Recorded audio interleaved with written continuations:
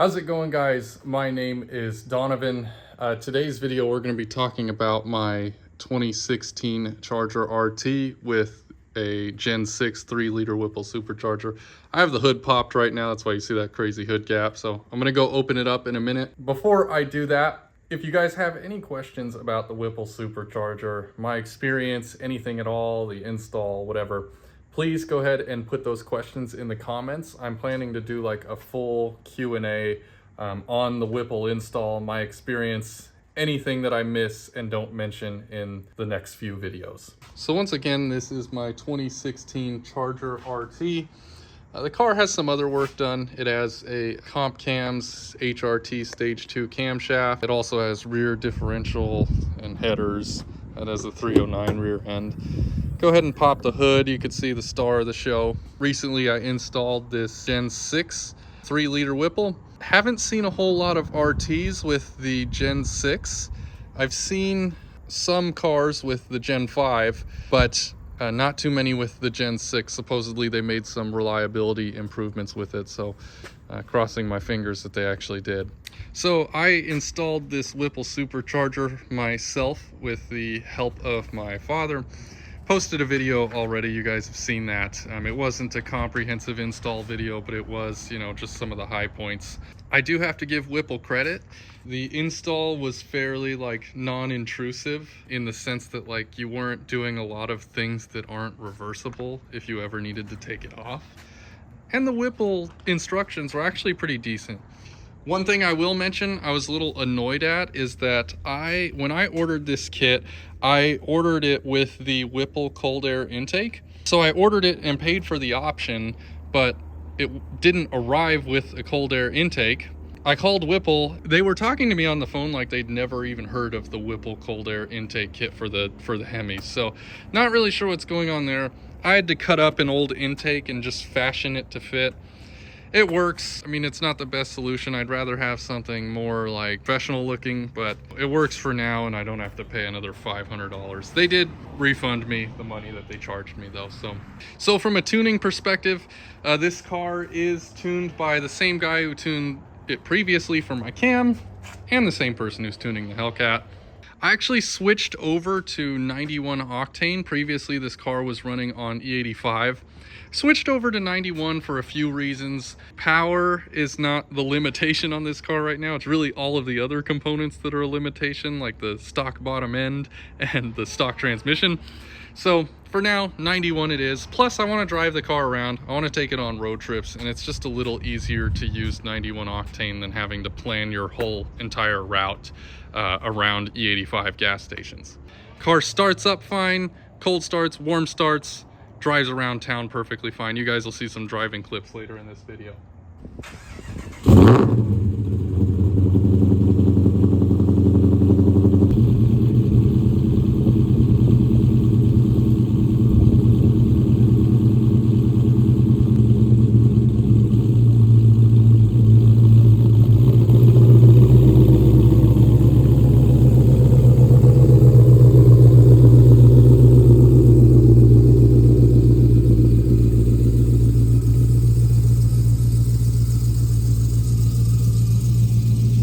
I am currently running the default pulley that came with the kit, which is a 3.75.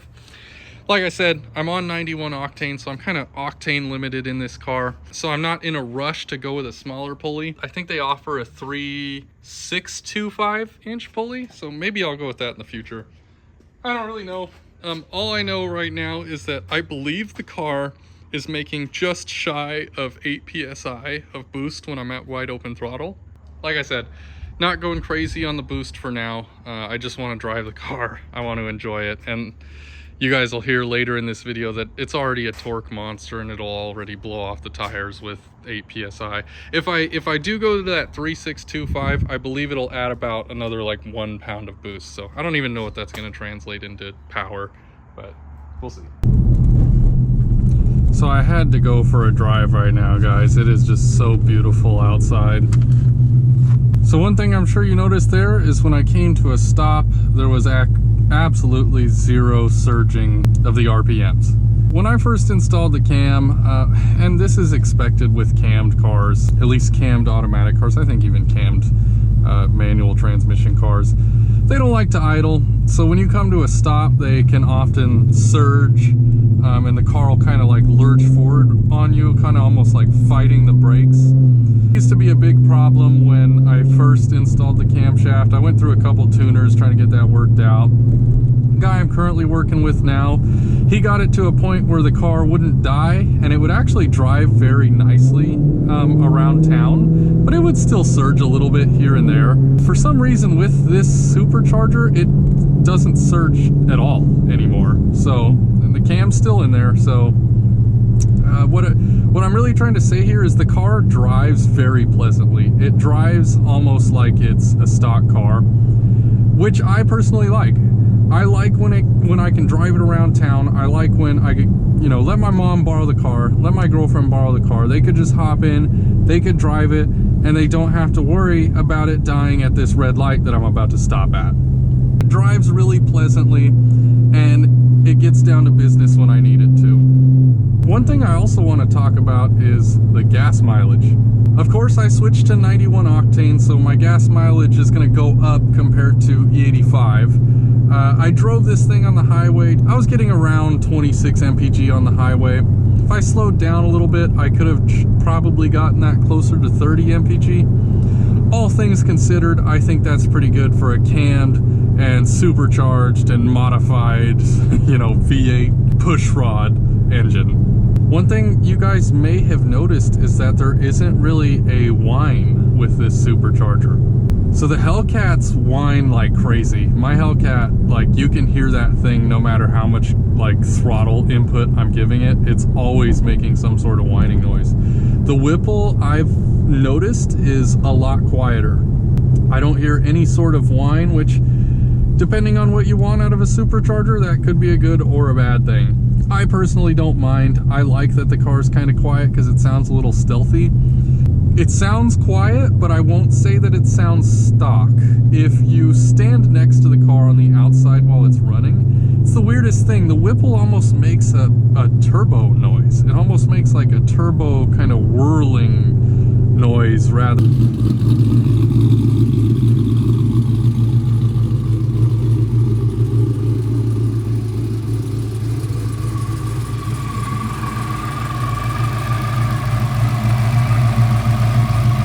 Which you wouldn't come to expect out of a positive displacement supercharger, at least in my mind. So I know there are some people out there who want to do the supercharger, and a big part of it is, you know, the sound. Keep that in mind. You might want to go with another option. Maybe, I know the Hellcat supercharger swaps onto these 5.7s is becoming more popular as the days go by.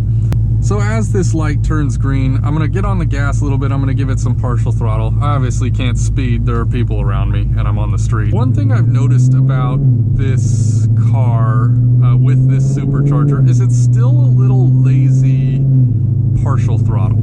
Talking with my tuner, I believe the main reason for that is because this car uses a vacuum boost controller as opposed to like an electronic boost controller. I understand how electronic boost controllers work better than vacuum ones, so I'm going to explain the electronic controller first, and then that'll help me explain what the vacuum controller isn't. So just to clarify, this Whipple kit comes with a vacuum style boost controller. So an electric boost controller, what that does is, based on what your throttle input is, it'll open or close a bypass valve to bleed off boosts so that you're not always making supercharger boost when you're just driving around town. That's good for gas mileage reasons. And it also makes the car really predictable, because when you give it 25% throttle, nominally you'll give it 25% boost, or, you know, 50% throttle gives you half of your boost. So let's say, for example, if you're running 8 pounds of boost, half throttle will give you 4 pounds of boost. If you've ever had the opportunity to drive a Hellcat, The Hellcat has an electronic boost controller.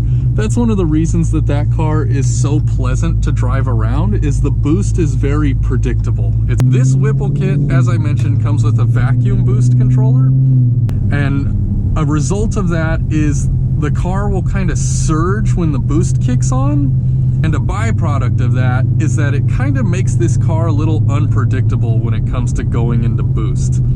When you're in perfectly dry weather like this and the roads are clear, that's not really a problem because you're not as worried about spinning. The other day I was driving this car in the rain and it was a little sluggish getting on the highway.